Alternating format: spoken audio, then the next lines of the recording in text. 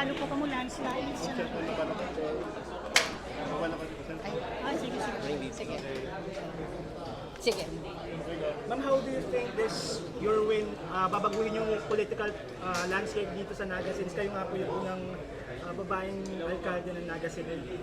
Tingin ko more than being the first female mayor, pagkakataon nito para ipakita sa buong bansa na good governance works.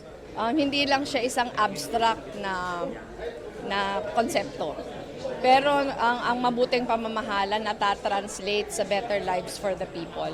Yung pinaka dream ko, hindi lang na pagbutihin palalo yung buhay ng mga Nagenyo, pero maipakita sa buong bansa na pag may mabuting pamamahala, taong bayan din yung makikinabang.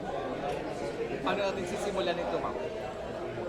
Maswerte kasi tayo kasi nung panahon ng asawa ko, nasimulan niya na magkaroon ng mechanisms. Maraming lessons, hindi enough na meron lang mekanismo. Pero yung mabuting pamamahala, araw-araw na pakikibaka ito. Gusto sabihin, walang room for complacency. Dapat yung mabuting pamamahala na susukat. Gusto natin siyang bigyan ng mukha. So pag sinabi natin gusto natin pagbigyan ng mukha, bigyan ng mukha, gusto natin na nakikita ng tao kung paano nasusukat. Halimbawa, sa mga procurement, dahil sa mabuting pamamahala, mas mababa yung presyo ng mga nabibili. So pag mas mababa yung presyo ng nabibili, ng binibili pala ng pamahalaan, syempre mas marami kang maihahatid sa mga tao. Yung mabuting pamamahala mapapakita sa better quality of education, better health services delivery. So mas ganun yung tinitingnan ko, na hindi lang siya konsepto, pero nakikita ng tao kung paano siya nagtatranslate sa better lives. Ma'am, last na lang, hindi pa official pero reaction nyo lang kila Sen Bam, Kiko, Sen Leila, tsaka kay Atty. Shela. Euphoric talaga yung pakiramdam, yung saya, parang hindi makapaniwala. Kasi because of the surveys, minamanage namin yung expectations. So sa amin, masaya na makapasok yung dalawa sa top 12. Pero yung ranking nila was so much more than we expected. So ito, parang assurance that the movement is strong. Na hindi nawalan ng tao ang tao ng pag-asa after the 2022 debacle. Very uplifting not just for myself, but for the entire movement. Kasi maraming nawawalan ng pag-asa eh. Pero yung strong showing ni Bam sa ni Kiko, pati na din ng party list. Yung number 1 yung Akbayan, yung ML na hindi inaasahan makapasok, nakakuha ng 1 seat. Assurance ito na yung tao naghahanap pa din ng maayos na mga leaders. Thank you. Meron pong mga nagduda doon sa mga endorsement sa mga senatorial boys na ginawa po ninyo. Ano po ang gusto niyong sabihin doon sa mga supporters na mukhang Hindi natin minasama yung pagdududa. Kasi tingin ko may pinanggagalingan sila. Marami lang, parang syempre yung urge was to defend myself. Pero nag-hold back ako kasi mas may bigger fight na kino-consider. So ngayon, in the end, yung mga gamble nag-pay off.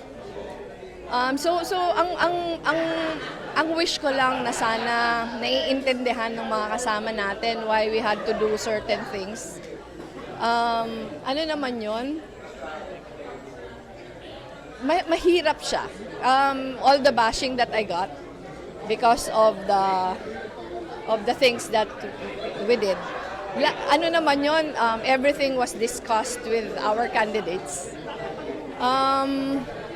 Pero in the end, ang nagmamatter naman yung results ng elections. isa na lang ma'am for sa local ma'am. Last na siguro. Kasi naghihintay sila. Sa local ma'am, alam ko 2023 nakausap ko namin kayo yung mga sa people's participation, yung people's organization natin, ang dami pong mga complaints, mga concerns na pinaabot po sa inyo.